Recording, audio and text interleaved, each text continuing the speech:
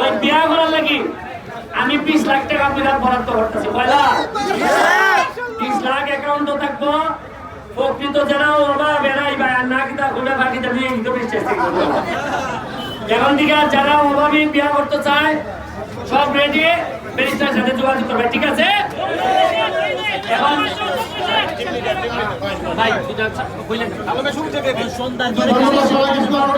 আজকে আমরা খেলায় হেরে গেছি দুঃখ নাই কারণ ব্যারিস্টার সুমনের সাথে এসে মাঠে খেলেছি এটাই করবার জন্য অনেক বড় পাওয়া এবং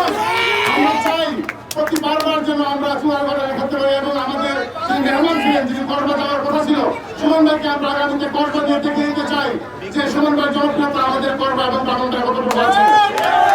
সর্বশেষ দিনের মধ্যে চাই যে সুমন ভাই যেভাবে ফুটবলকে সারা বিশ্বে বাংলাদেশকে অন্যভাবে পরিচয় দিয়েছে আমরা ওনার পাশে সবসময় সেনাপতির মতো ইনশাআল্লাহ থাকবো এবং লেগে আছি ইনশাআল্লাহ